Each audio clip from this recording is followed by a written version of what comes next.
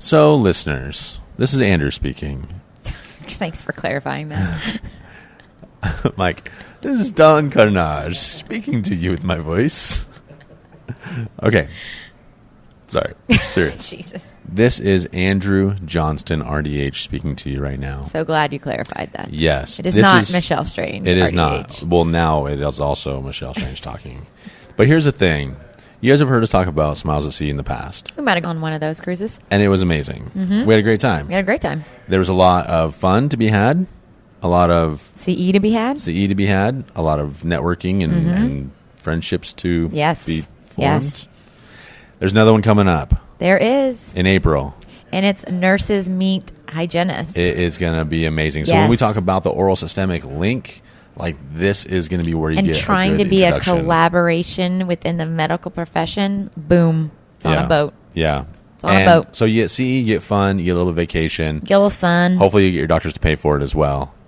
It's in April. But if not, do it for yourself because you need to. You need to invest in your to be education, there. and this is fun. Absolutely. But it will be at, what, April? April 28th through the 30th. They're going to Bahamas. To the Bahamas. Going out of Miami. You go from Miami to the Bahamas. Mm-hmm. So 3 days, Friday, Saturday, Sunday, right? Yep. Which is nice. It's not very expensive. No. Couldn't tell you the price right now because I can't think of it. But well, that was a good one. Like we said all at the same time. But if you use the promo code AJ for Andrew Johnston. AJ. Not MJ for Michael Jackson. Or MS for Michelle Strange. Yeah, don't use that. Because you won't get anything from that. I almost said or BS for... I will shove that mic down your throat. Baloney is what I was going to say. AJ, listeners, that's the one. AJ. You will get a discount. Very good. And yes. so go to the smilesatsea.com website and register as soon as possible. I will be on the ship. It's Michelle questionable if I will be may there. or may not be there, but I'll bring my recording stuff. Yeah. So whether you want to just Mike, hang out, the manager, gonna be there. a Tale of Two Hygienists manager, aka newly promoted Andrew's older brother, from lower assistant, from the least of the least to now the best. Mike will be there. The brains behind this operation. He will be there. So I don't think he wants credit for that, by the way. What? That he's to be the brains of the operation. Because there are still no brains in this operation. Anyways, still listeners. winging it. Yeah, we are. Mm-hmm. That's how we do it. So, listeners, go. Register. Smilesatsea.com. Promo code AJ. Yes. Thanks. Bye, y'all. Get ready for your unofficial dental hygiene podcast.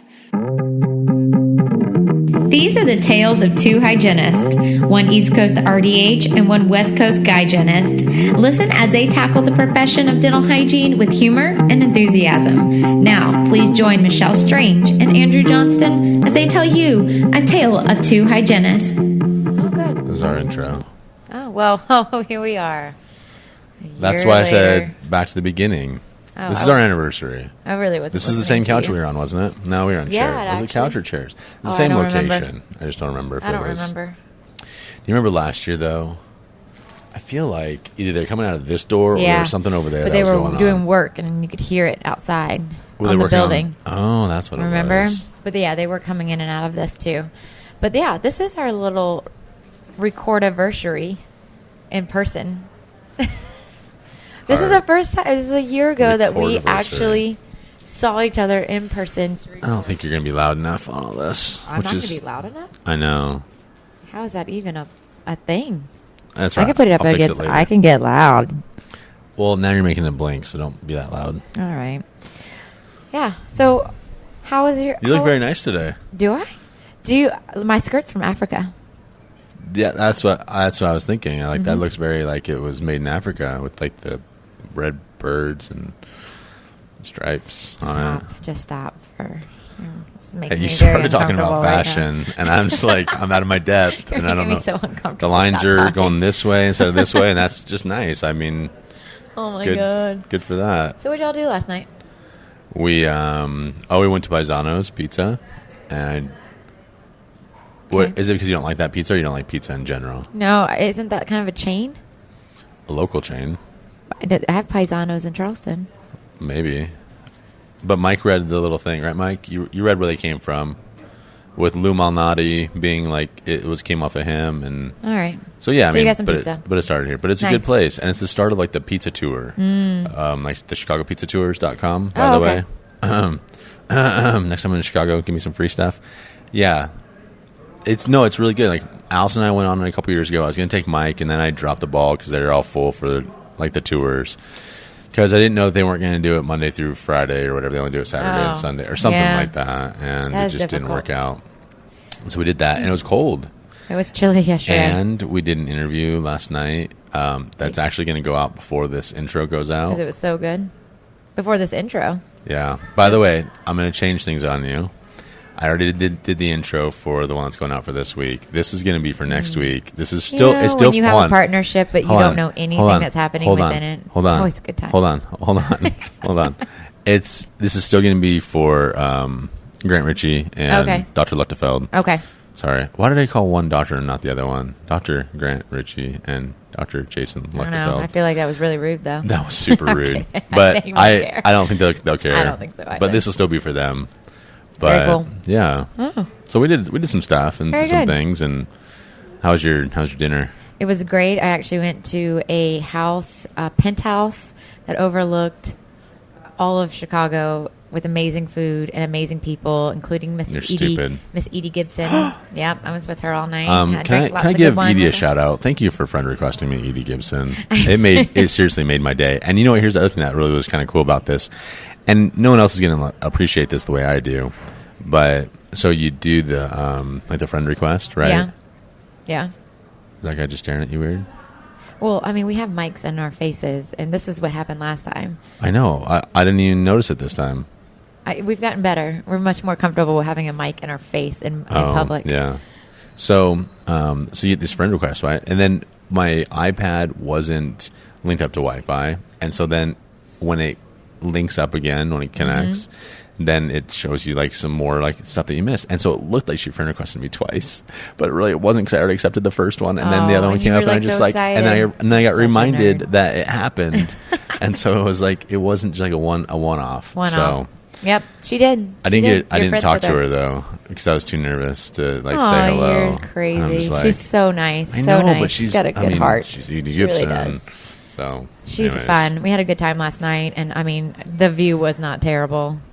It was gorgeous. Did you take pictures of it? Yeah, I got a picture of it. Okay, we're gonna have to gorgeous. But lots of good conversation. Just it was really nice. But I am so tired. Like I'm flying home today, and I think I'm going to bed, and I'm going to sleep for 12 to 14 hours. That sounds good. I'm so tired.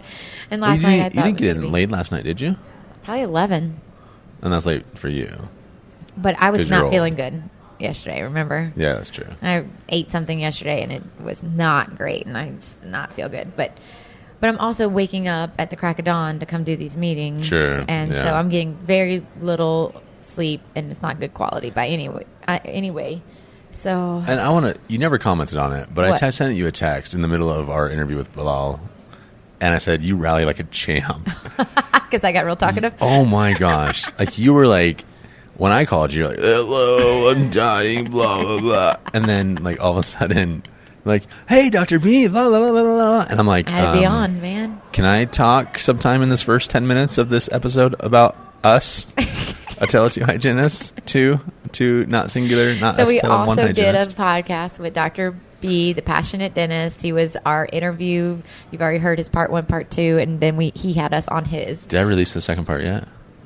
By the time this goes out, I will. God, you were the worst. We need it. Mike, our manager, we really need you to be on top of releasing these episodes or getting on your brother. Mike. He's pretending get on your iTunes and look up The Passionate Dentist. Oh, I'm sorry. Look up the Tele2 Hygienist and see if we got part 2 is up there yet.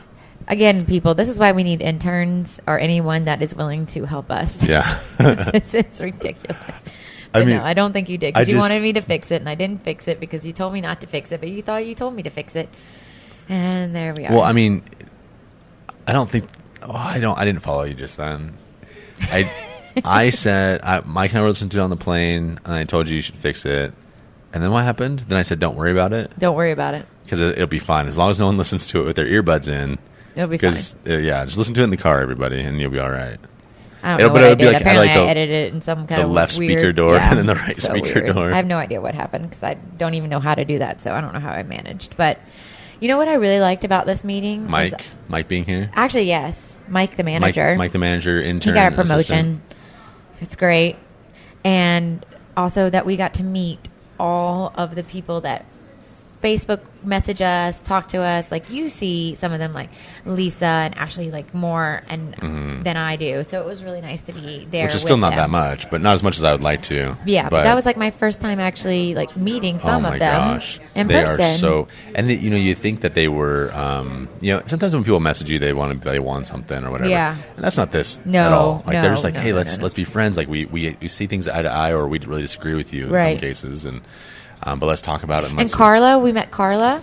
We appreciate. Yes, yeah. Carla. Shout out to Carla. She was there. I have a picture of her, so we're going to post that on the page. So there's a lot of good things happening. We had great interviews. I mean, really fantastic interviews.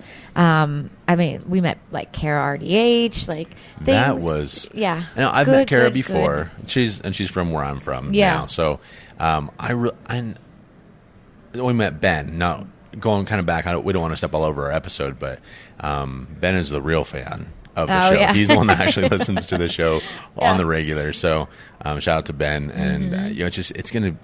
I think it's gonna be a fun friendship with him and Kara and some of these other friends that we met, especially Ashley. Ashley, we went out with the Lighthearted crew, and Ashley is something else. That girl She's can fun. talk. She's I'm fun. Like, I should put you and her together in front of Mike and just let you guys go because it'd be the most hilarious thing ever. We did a faculty roundtable. That was great. And God, I wish we had more time because it was a lot of good discussion. I wish I would have prepared that better. I wish I had more questions that I didn't think of until afterwards. Well, we'll do it again. We'll definitely do it again because everyone asked for roundtables, so we're going to do more roundtables. Yeah. All good stuff, though. Just a really fun trip this one was. It really was. Yeah. It's productive. Very productive. That's probably why I'm so damn tired. But you know what? It didn't feel like under one roof, though. That was exhausting for you. But I wasn't working the booth every single day that we were doing interviews, which is the difference. True. But this actually has been more evening stuff that's worn me down. Yeah. The networking. Because you're not really that kind of person. What? I don't think, in my opinion. An evening go out, like, you do like a dinner, but like the social events after dinners and stuff. Like every time we've been out, like you're like, no, I got work to do. I got this to do. If I have work to do, then I have to go home to do work. It's just because my brain can't have a social fun time if I don't have that stuff done. But if I'm out with my friends, I mean, I can kind of get rallying, go out late, but now it's a funny little thing that my friends and I will say. We oh, you're so dumb. Why? Because your thing was sitting right next to you. So he just popped his nasty, disgusting rock star. Please, people. Hey, you know what I have enjoyed also about this is that everyone is disgusted by that, like I am.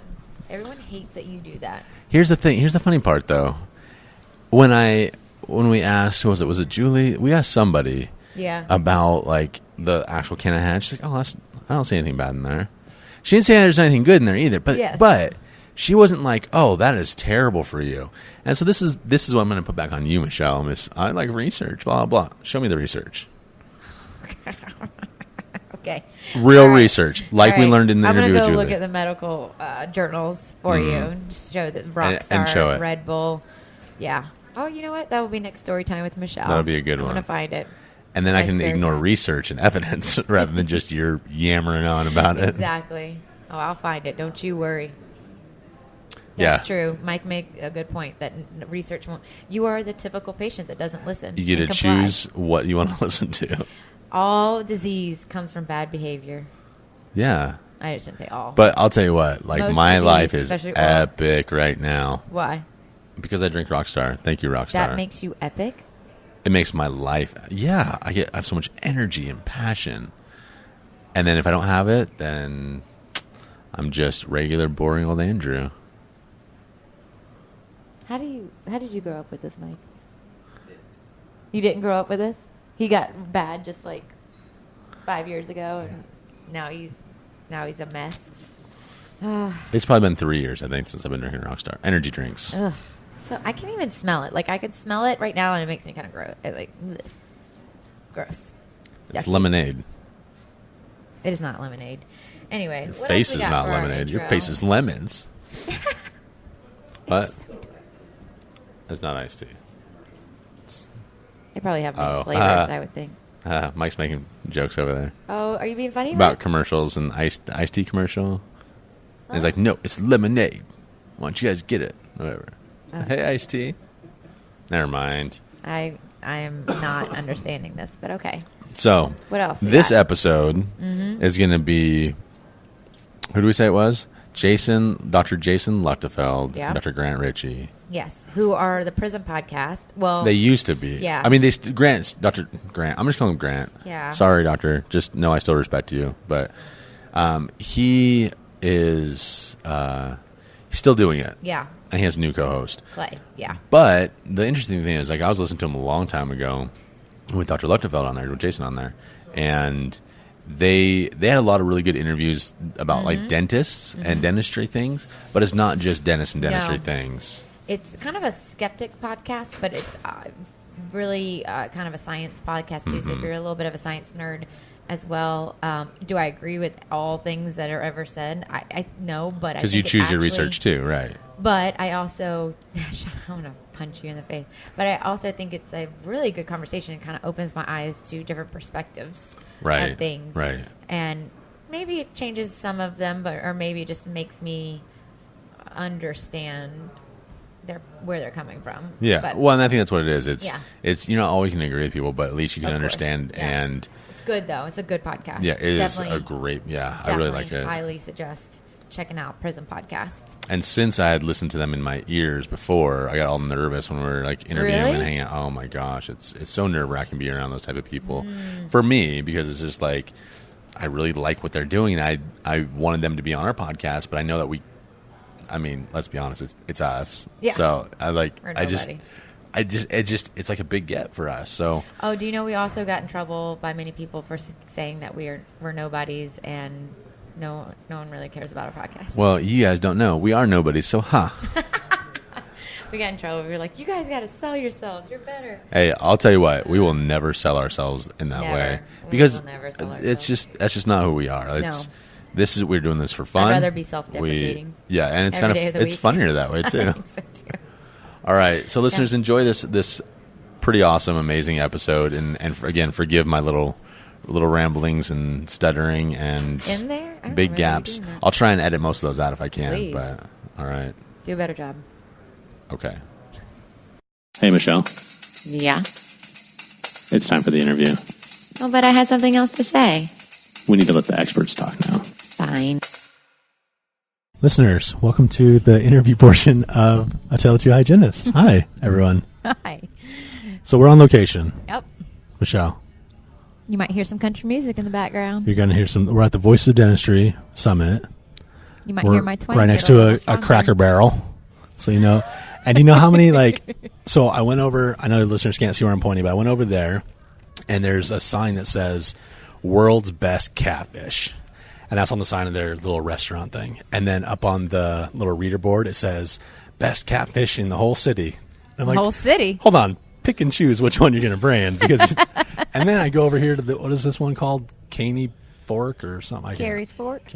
Carrie's Fork, something Caney's like that. Fork?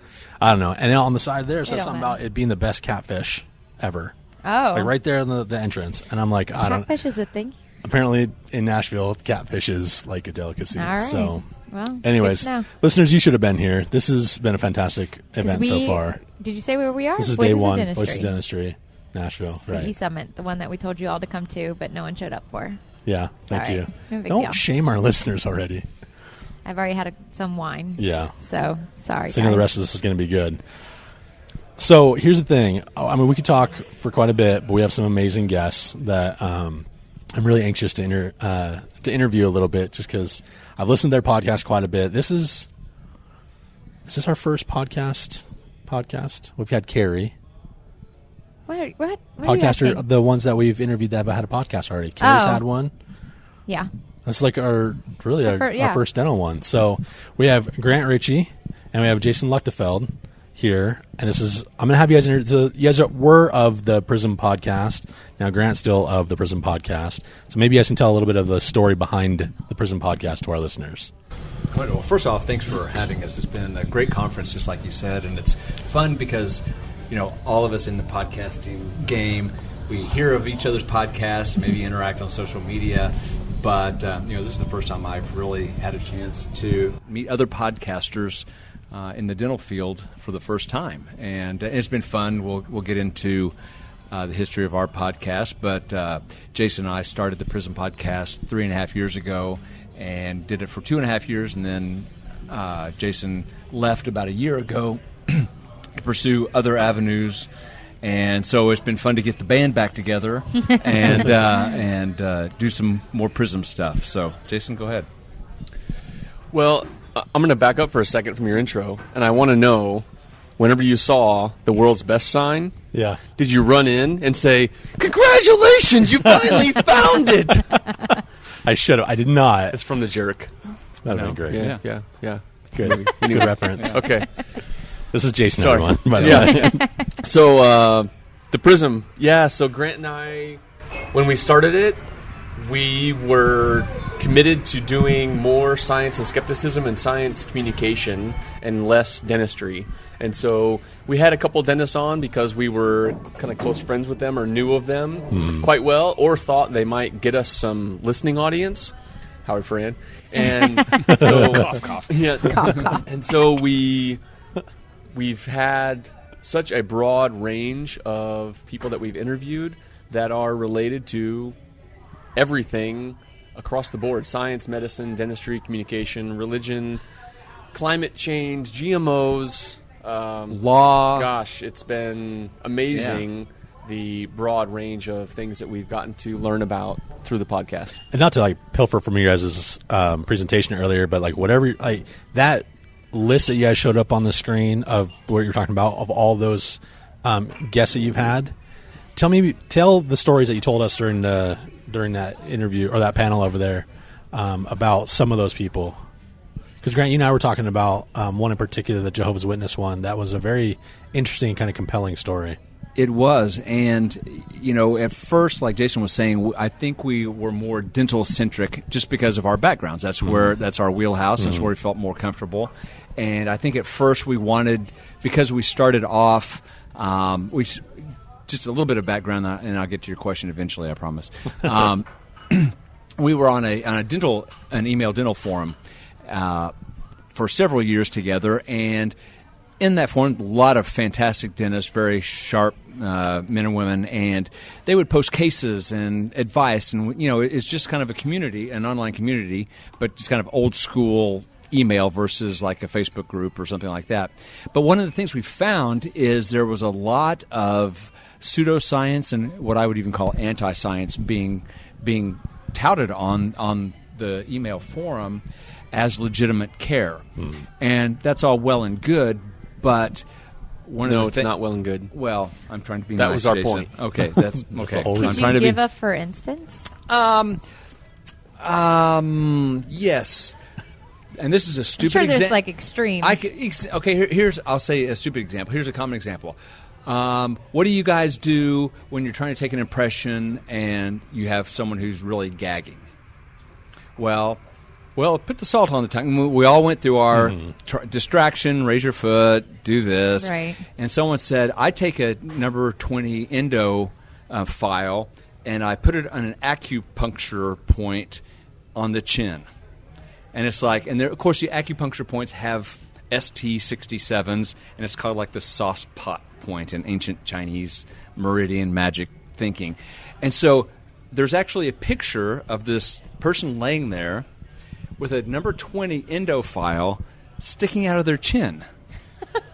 And they're like, and it works, there's, I did that and they didn't gag. Well, maybe it did work, and that's all well and good, but then they would say, yeah, acupuncture works this with this. And so I would try to challenge them on that because I've been involved in science-based medicine, science-based thinking for decades, and I just know that the research out there really shows that there's there's no really biological plausibility for acupuncture. There's no such thing as a meridian in a human being. It's a pre-scientific concept, anatomical concept from China, going back thousands of years. And so I would say, well, can you show me some research where that would, show that it would confer some type of anti-nausea capabilities? And I was surprised because besides Jason and maybe one or two other people on the forum, no one else would call anyone out on it. And most would then jump on me for being closed-minded. And I was just trying to ask questions. Like, if you're going to make a claim, then you need to be able to defend your claim, especially when you're talking about patient care. And, sticking an endo file in someone's chin probably isn't going to cause a lot of problems, but it's not without risk. Yeah. And so... I'd be so afraid I would... trying to get the impression in, I would literally just stab them. Yeah, in it the would chin just make with it work better. Apparently, it's a distraction technique. So from that, I noticed, there, like I said, there were two or three of us that would kind of defend scientific literacy and science and dentistry, and Jason was one of them. And so then we would email back and forth and kind of off forum and can you believe so-and-so say that, and we should really do something. This is really a problem because there really wasn't a voice for science-based dentistry. I'd been involved with science-based medicine. There's a blog out there, sciencebasedmedicine.org, which is a fantastic blog about more general, broader medicine, but there's really nothing like that in dentistry, or at least there wasn't at the time. So we started thinking, what can we do about it? We went to a conference called The Amazing Meeting, TAM, T-A-M, in Vegas. It's a science and skepticism put on by the James Randi Educational Foundation. And so we met each other then, and then the idea of the Prism was hatched. And from there we just developed the podcast, and we wanted to just talk about the scientific process in dentistry especially, but also in medicine, and then as it went on, just in all other areas. But back to what you were asking an hour and a half ago. It's good for our content. It makes it last longer. Well, it's good. We're not good at asking questions. Big about context, so it's, yeah. But what we found is... Guest number 1 was... and guest number 2... Sorry, go ahead.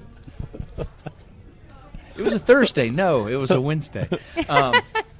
But we've had such a variety, and one of our guests was an ex-Jehovah's Witness, and we almost from the start have said, this is a science podcast. We're not going to get into anything religious. We're not trying to be, go that way. There are podcasts out there if people want to investigate anything having to do with skepticism and religion.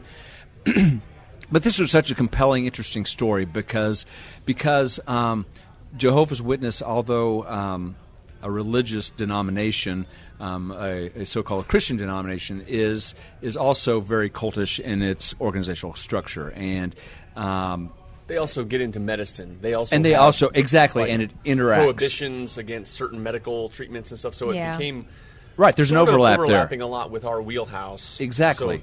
Exactly, because they forbid blood transfusions, for example. And there's a body count. I just saw a video of they have big national conferences every year. I think the video I saw was in Nashville, ironically, and it filled the whatever stadium was it, Tennessee Titans who played, but they filled the stadium, and they showed images of, I want to say dozens. I don't know the number, so I don't want to exaggerate, but many children who have died because they refused blood transfusions. Well, and they were cheered as martyrs for the cause, and aren't they right? Well, they're children, so they didn't make the decision. Their parents made that decision for them. And that's a scientific, it's obviously religious in its origin, but as a science practitioner of doing no harm, there's a science community. So anyway, that's just one area where we try not to limit ourselves what we talk about or who we talk to, because we've really just uncovered some really surprising guests. I had no idea. I thought, well, here's a shot in the dark. Let's interview her, and And, she'd never done an interview before, and we said, this could be horrible. It was great. Up until recently, it was the most popular podcast we had to date. And so, it's just been really a fun journey, and we've got to meet so many amazing people and learn from some of the world's leaders in their individual fields. So I kind of want to go back to another story you talked about there was a doctor that you had mentioned about that was practicing holistic dentistry, and then kind of where that interview started and then what happened afterwards. If you can tell our listeners about that as well. That's a pretty cool that was one. a naturopathic physician, not dentist, but she was a naturopathic doctor. And so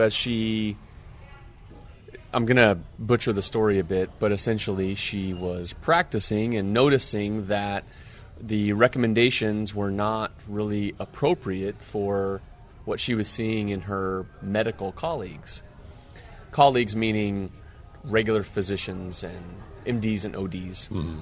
And so as she started to look into it more, she finally came to the realization that her degree was kind of a scam, and she was practicing stuff that was not science-based, that even her education was a lot of smoke and mirrors. And so as she came to that realization, rather than just climbing into a hole, she actually came out and is a complete 180 from what she was, and is vocally now speaking out against that lack of science and evidence in the naturopathic community. So she has a blog, Naturopathic Diaries, and she also writes on science-based medicine occasionally, and she's now going back to school to get a degree in biology or some sort of biomedical fields. Yeah. Well, and I think you make a good point, because one of the psychological tricks that people do is we anchor ourselves in our own belief. Mm-hmm. And because of our own confirmation biases and other tricks that the mind plays on ourselves, what most people in her situation, in Britt's situation, tend to do is even though she had some doubts of, I think I can't remember the exact story, but I think the turning point for her came because the clinic that she was working in was recommending patients go off chemotherapy, and they were instead providing flower essences or some herbal remedies for breast cancer, for some serious cancers, and she was really uncomfortable with that because she always felt her job was, there are certain things that we can treat that, whether it's the worried well or general fatigue, they're usually fairly general symptoms, but even some like minor illnesses and things like that.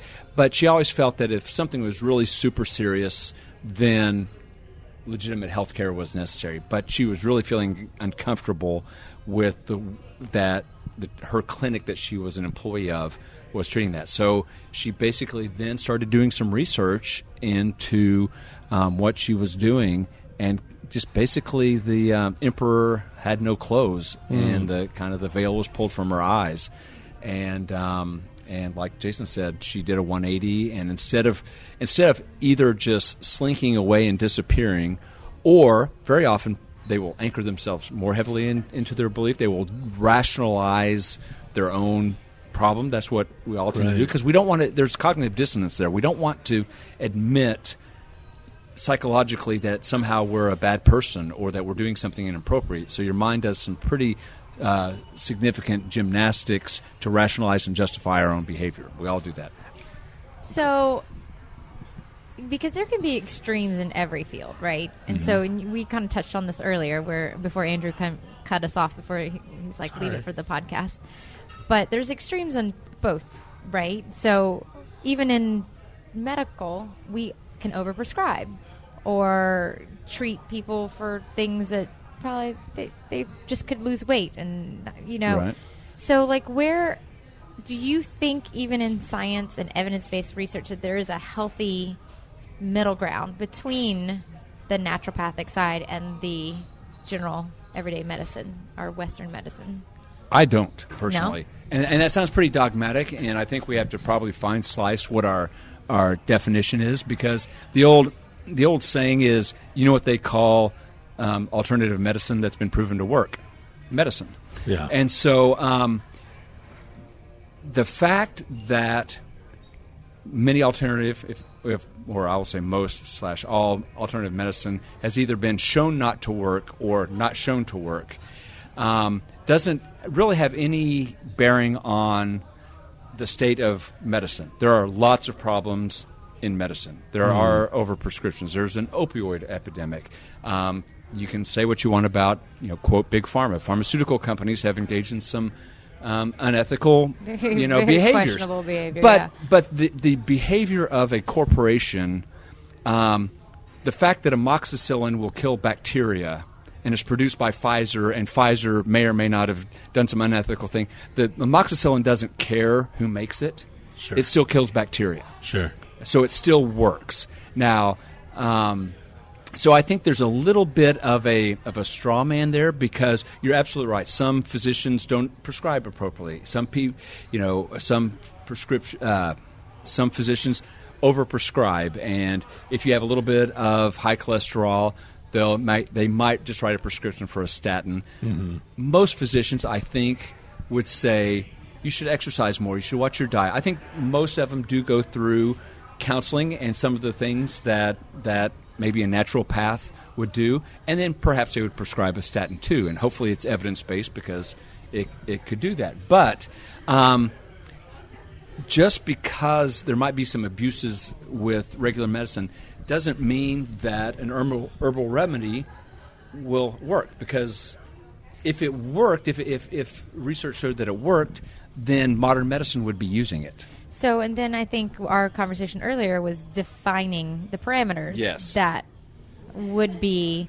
So you were talking about, what was it? Homeopathy. What was the thing that you take a little bit and you dilute it? What was it called? Yeah, that's Rose? homeopathy. Oh, like belladonna. I just gave belladonna. that. But, and then I brought up, well, what about zinc for colds and things like that? And you said that there's some parameters, and that it's a buzzword almost, and a very trendy word, and that I think maybe we need to define it a little bit better, so that just so we understand it. I think. No, I think that's a great, because I've had patients come in and say, "Oh yeah, I've done some homeopathy," and homeopathy has a very specific definition, and a lot of time it's a catch-all phrase for like herbal remedies. They may be taking some echinacea or some supplements or something, and they just throw it all under the catchphrase of homeopathy. But that's not what homeopathy is. So yeah, I do think that you have to know what you're talking about as far as definitions. So when you're having a discussion, whether it's the four of us sitting here talking or with a patient or anyone else, that when I say homeopathy and you say homeopathy, we are in agreement that it's the exact same thing. So yes. I do that. It's funny because Michelle and I were talking, like, when you guys were doing your presentation, we're like, okay, I'm him now, and then no, I'm him now. That this is. I was like, it sounds like us up there. I know it does. It's awesome. After a while, I just started feeling like, okay, I've been doing all the talking. I better let Jason talk. Why's my mouth dry? That's right. It's so I've been weird. talking for 25 minutes. Like, if you could take this, Jason, I need to swallow. Could you do that? right. That'd be great. Jason gets his feeling hurt when he doesn't have the exact same. He has a timer, and if we don't talk the exact same amount of time, he starts pouting. Yeah, that was one of our many disagreements before. So one area of overlap, since we're talking about that, is nutrition, diet. Diet falls into that category. Right. Exercise, yes, yoga, meditation, all things that have science to back up their use. That naturopaths, homeopaths, chiropractors, acupuncturists all rely on those things. You will find them recommend those things, oftentimes more often than what a physician will. So I think that's one area that you'll see what people consider an overlap, even though you could say that all those things are not necessarily alternative medicine. Right. They are part of medicine, or should be. They are adjuncts to normal medical care. And so that is, to me, a bit of a gray area, or an overlap, you could say. And appropriately so. I think a big advantage that the alternative medicine practitioners have is they tend to not have insurance to deal with.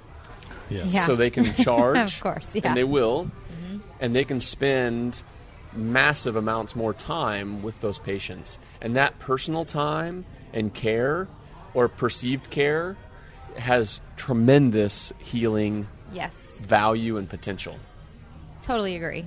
I think that's where they win. industry as well. Yeah. So I think where hygienists can be very successful, but oftentimes are not utilized to the best of their ability, their preventative education abilities. It's because we are money makers, and it's like produce. We're like, but what about the health of the patient? Like, why Right, can't we? right. What use about our the knowledge relationship? exactly for the greater good of oral health? And I think that kind of is in the same. No, same I realm. agree. I do think that's where they can win and when I say they, meaning alternative medicine practitioners, they can win kind of in the marketplace of care, is that personal time. Because people who, you want to feel heard. And a lot of the patients that naturopaths see, or even maybe not so much chiropractors, but acupuncture, is what we call the worried well. There's really nothing wrong with them. It's just the aches and pains of living and aging, and it's fatigue, and it's maybe some depression, and maybe just some weariness and aches and pains of the joint. And malaise, some general malaise. And, you go to a physician, and they're like, well, you're getting old, or it's just, it's... Here's your Prozac. Here's your Prozac. Right. We ran some tests. Everything's fine. Exercise more. See you later. And that might be, quote, appropriate care, because there's nothing, quote, wrong. But the patient leaves, and they don't feel like they've been heard, and they don't feel like they've been taken seriously. Whereas an alternative medical provider very often will then spend some time and really get into it, and tweak their diet and maybe do this, and it may or may not even do anything, but the fact that the patient feels like something was tailored to their own personal experience, and the person actually took a genuine interest in their well-being, that has some therapeutic value in and of itself. If it's not, that's not going to cure asthma, or cancer. So if it's truly an organic problem, you may feel better, but you're still going to go downhill. But for the everyday aches and pains of life, that's going to really make them feel better. So at what point is it okay to question whatever's generally accepted for medical and dental? So, for example, I was just listening to another podcast, and they started talking about medicine and the temperature, the 98.6, and how when that was originally done, it was like the thermometer was all off. They're doing it like under armpits and all these other things, and how we as a society have accepted that degree as being quote unquote healthy. Yeah. But it's actually quite a bigger range than that. Yeah. But even, I didn't know that until the podcast I heard 2 months ago, and I'm an adult. Right. Like, why isn't, like, at what point is it okay to question that kind of stuff? I say we should all question things all the time. Now, that doesn't mean be standoffish or being antagonistic, but Prove it. Yeah, prove it. Shut up. But I want my patients, if I recommend a treatment, I want them to question me. Why, obviously you have a cavity, you need a filling. They're not going to say, well, why do I need a filling? But, there's some things we do. Oil pool, No, they will Exactly. say that sometimes. That's right. There are some, you can heal cavities now. Yeah. I've been reading Coconut some. oil. Yeah, exactly. Definitely can. So, at the pictures. my response is always question. If you have any doubts whatsoever, ask for evidence. Yeah. And of course, like you were saying, Michelle, sometimes it's not always forthcoming because it's not that great. Right. But we as practitioners should always be able to defend our choices, and True. they shouldn't be based on, well, That's the it's way a it's lucky always guess. been It's done. I saw That's it the way somewhere. I've always yeah. done it. I did it once Like before those and it deadliest worked. Words ever. Yeah, to be it's my said. instructor in my said in dental experience school. or in my hands. 40 years ago. Oh, in my hands. Yeah. Oh, that Yeah, kills in me. my hands. Yeah. The So- other thing? Oh, sorry, go ahead. No. Go ahead. The bell curve. Yeah. Bell curve rules everything. Interesting. So, say more Gosh, about that. wait. temperature, Yeah. 98.6. It's at your top, It's right? the bell curve. It's true. Right. Okay. I'll have to listen to that. I think it's not actually anymore. Right, but what I'm But- saying but yeah, is, like, what I'm saying for is his you bell take the curve- apex of the bell curve, and even if your thermometer is off, you're Yeah. going to have a range. You're going to have some people that their normal is 97. You're going to have some people their normal is Sure, 100, sure. and you're going to have people in that bell curve. So even if that bell curve shifts to now that we have digital rectal thermometers, Oh, then Lord. then we can get Familiar accurate with temperatures. That's why Grant takes his temperature every morning. Yeah. So I just use one of those for science. thermometers. it's science. It hurts, but it's pretty accurate. Yeah. And Effective. when I hits one, Accuracy is what you're after. and when it hits doesn't 160, I'm done. So Everything speaking of which, else. have you seen the Python acupuncture needle? It is. You have to that Google sounds this. You have to gross. look up YouTube Python acupuncture needle. It will make you squeamish. It Okay. is absolutely freaky. Python. Yes. All right. Got But it. I did see the chiropractic That will be adjustment what we of do when we the get off of elephant this. that Clay Jones was talking about. There's a chiropractor who's adjusting the vertebrae of an elephant. Why? Yeah, For what because purpose? because one of the vertebrae were out. And, what Lopsided tusk. Start walking sideways. So anyway, the bell curve. Yeah, So even if that bell curve shifts one or the other because our measurements become more accurate, it's still going to be a bell curve. And Right. you can apply that to almost anything. well, and I think that's why, like when we talk about the power of placebo, I think that's why placebos work is you go in and you have an ache or pain. Let's say you have lower back pain or you have some issue and you go to see a chiropractor, and they do their little cracking and spinal thing, and lo and behold, a week or two later, you feel better. Well, what you don't know is, would you have been better anyway? Because back, musculoskeletal pain tends to ebb and flow. You tend to go seek care when the symptoms are at their worst. So there's a regression toward the mean that even with no treatment whatsoever, things tend to get better over time. I've noticed that a lot with TMJ patients.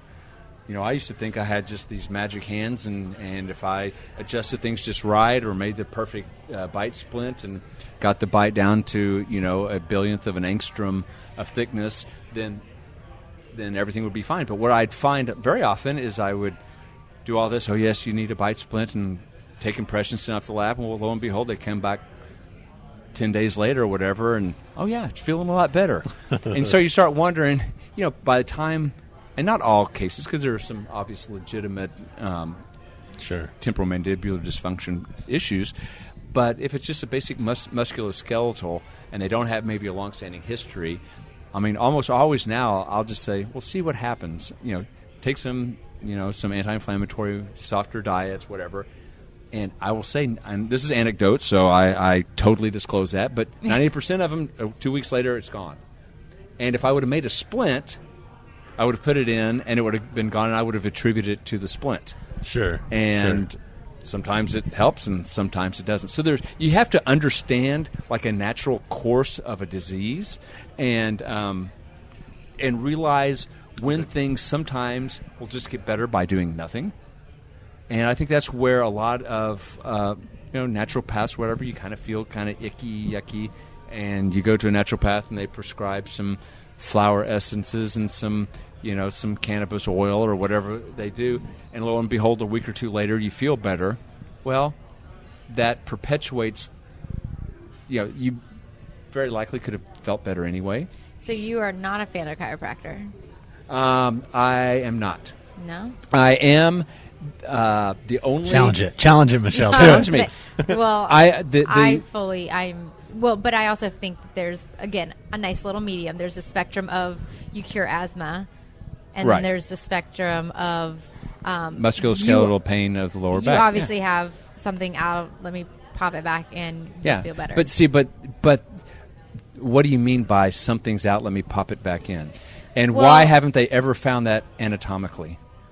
meaning, I mean, ask an orthopedic surgeon or ask anyone what a subluxation. They've never been seen on autopsy. If two chiropractors, they can't even agree on the presence. you So could say so that if for you dentistry too. Well, there's pretty reliable inter-examiner variability, or reliability. But it's like there have been studies where a patient will go and, a chiropractor will say, here's a subluxation, which that's really a nonsensical term. They really don't exist. And, So I'm going to interrupt for a second. Please. A subluxation is a real medical term, which means a joint is not out of where place. it's supposed Right. to be. If you get your Right. shoulder So- ripped out of joint, that's a subluxation. A chiropractic subluxation would mean that your spine is literally no longer Attached. interdigitated Right. the way it's supposed to be. But what they mean is there's like a little There's a torsion. shift of Right, some a sort. shift. Their abuse And of the term is Exactly, wrong. Yeah. exactly. And that for some reason, if it's out, which, again, they've never been found on autopsy. Two chiropractors can't identify the same one. So it's kind of a made-up term. And when you hear those pops and cracks, they're not pushing the vertebrae back in. It is basically nitrogen bubbles popping, like when you pop your knuckles. And so it's a perceived, where chiropractors actually are beneficial, and the research supports them, is like in the capacity of a physical therapist, where you're Okay, doing so- musculoskeletal. But the concept, I'm sorry to interrupt, No, it's okay. but the concept of a subluxation, quote, pinching nerves and impeding nerve flow is fallacious. It has no basis in I science. can't say that I have any ability or any knowledge in the science side of chiropractic. What I have is personal experience side of it. So let's say yesterday when I was there, for months, and I haven't been back in a while because I've been traveling and whatever, I literally couldn't lean my head back without pain. Mm-hmm. Literally couldn't. Every time, right there. Mm-hmm. One push, rib head back into place, and it was instantaneously better. So what is that? See, and here's one thing: as in a situation like that, I will never argue with anyone's personal experience because I can't say no, that didn't happen. Right. Because obviously that would be very disrespectful, and I know that it did happen. I would say, go ahead. No, please, because I don't think the rib head was out. I've talked to someone. What do Rib you head, think it is? I think the diagnosis was inappropriate. So rib head being out. You'd I have don't to be in think a that's pretty happened severe since, car. Adam and Eve. Yeah, that's right. No, you'd have to be in a pretty so severe. that you don't think there's shifting between No. things that articulate. I think there can be ligament impingement. I think that Yeah. there can be nerve and blood vessel impingement based Okay. on swelling, based on nerve entrapment between so muscle. the question I would have is, would there be things that you could do yourself to correct that?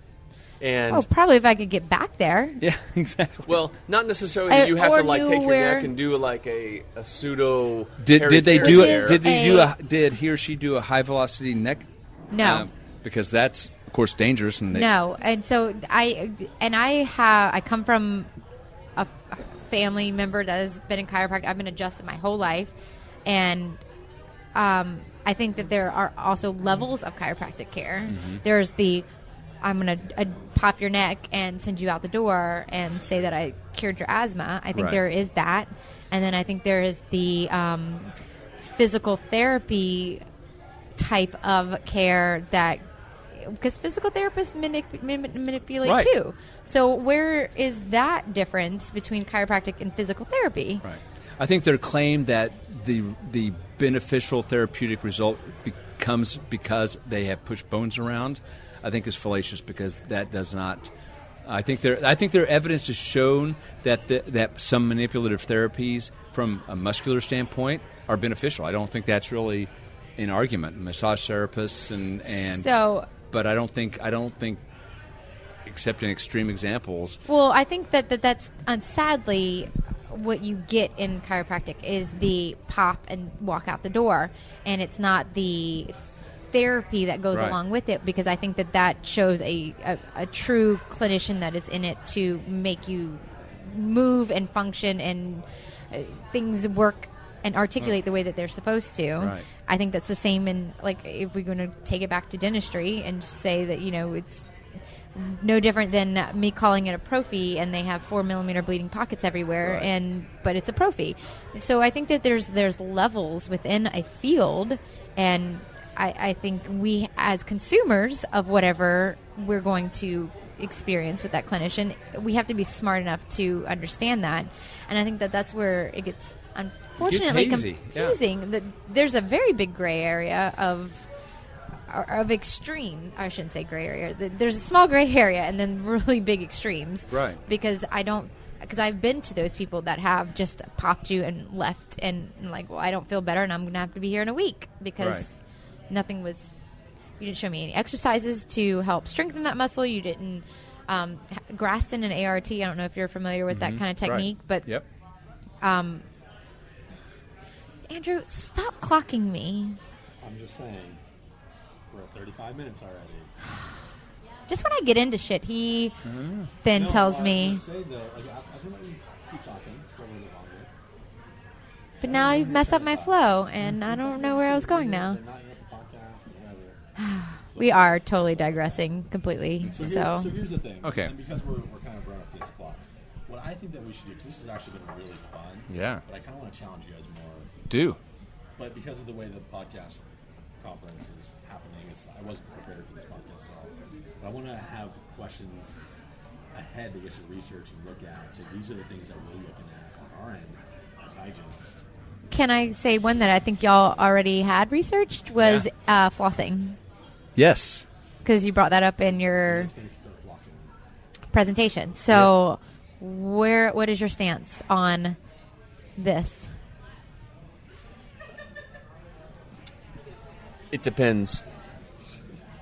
So we got the same question when we were on the Skeptic's Guide to the Universe, and I said I don't care if you floss or not, depending on what your presentation is. So I think that there's enough other factors involved in somebody's health or lack of health that flossing is not the deal breaker or deal maker. It's just one tool in the chest. Right. And so That if was I have developed somebody in like the 19th century. Yeah, so if I have somebody that has a lot of problems, I'm talking about a lot of solutions, and floss is one of those. And if that's one that they grasp onto and like or utilize, then that's a plus. But the likelihood of that happening, it's not good. is rare. But if I have somebody that is 50 years old, they don't have perio, they don't have any cavities, or they have 2 cavities in their life, Low and they risk. tell me they've never flossed, I'm not going to say, but you have to floss. True. Exactly. Yeah. So They obviously have no host response right, to these pathogens. right. So why beat So them over the head with it? That's why I would consider myself in this middle ground of maybe it matters for some people some of the time. Right. Then it's I'm called running for interdental office care. soon. Yeah, you're incredibly For me. moderate on that response. You're so wishy-washy, Yeah. Luchtefeld. What about you? Well, I do agree with him because we all have patients that floss, quote, religiously, and they still have perio issues, and we have those patients who haven't picked up floss since the last time they got their Right. teeth cleaned, And you wanna help them. and they're in perfect health. But the fact is, I mean, I'm for it because if nothing else, if it gets smelly chunks of food out from between your teeth, whether or not it has like a therapeutic endpoint in decay reduction, or I mean, it's not a bad thing. And you have to try really hard to abuse it, so there's really no downside to doing it. Plausibility-wise, plaque has been shown to, or biofilm now, whatever they call it, biomass. Oh, is that the new term now? Or it's Thank you, biome, Bob. microbiome now, whatever the newest. Microbiota.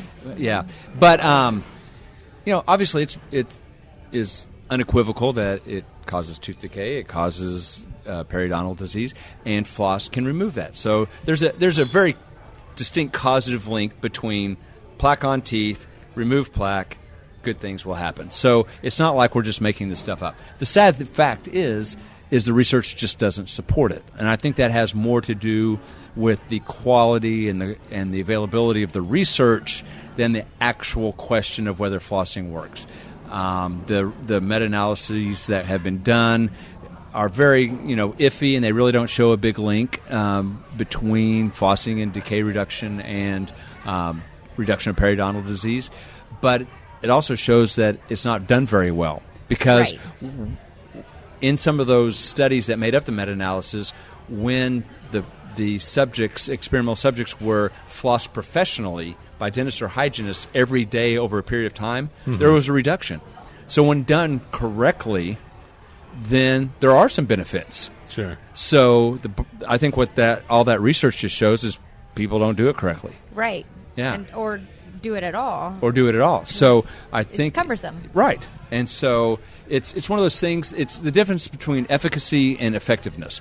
So flossing is efficacious because if it's done correctly, it will work. But it's not effective because no one does it right. So I think that is where, if you want to critique the research, that's where the discussion should be, not the headlines that you read online that we all had to answer a million questions. Hey, doc, I just read that flossing doesn't do any good. In your face. Yeah. You told me so for years. yeah, and that's what the exactly, and that's what the headlines took away from that, and that's just another example of course, science journalism not really reporting what's accurately going on. And the media taking away what they it's want. sensationalistic. I mean, people love to hear their time-honored traditions turned on their head. That gets clicks on their websites and gets people reading their stuff. So what are some good sources then, whether it's dental or medical, for our listeners to maybe kind of look at stuff? The ADA has a good center for evidence-based dentistry. I That's still recommend flossing, though. ebd.ada.org. Sorry. It'll be okay. They do recommend flossing? They do. It's all of our professional sites still recommend brushing, flossing, and rinsing with Listerine. They also recommend a cleaning every 6 months. Which is not based by science. Right. It's Right. based by insurance. Right. So, or toothpaste companies. The original. we could go on for a long time with that one. Yeah. So before we wrap up, I want to get your feedback on something. Okay. Oh, crap. So I heard you say a word earlier. Ooh. It's a buzzword for me, a trigger word. A trigger word. I'm not a snowflake, You are a precious Too much. little snowflake. Are you sensitive? but He is preventive or preventative? Preventive. preventive. Preventive. Did I say Did I say it preventative? wrong? Yeah. Oh, I think I do say preventative. I Yeah. also say debridement. Debridement. We say debridement too, which is I say wrong too. debridement. It's supposed to be It's because you're debridement. smart. Yeah, It's debridement, but we always say Right debridement. here, Yeah. Andrew. What? I say it too. I only learned about that like 2 years ago. So you do a preventative debridement?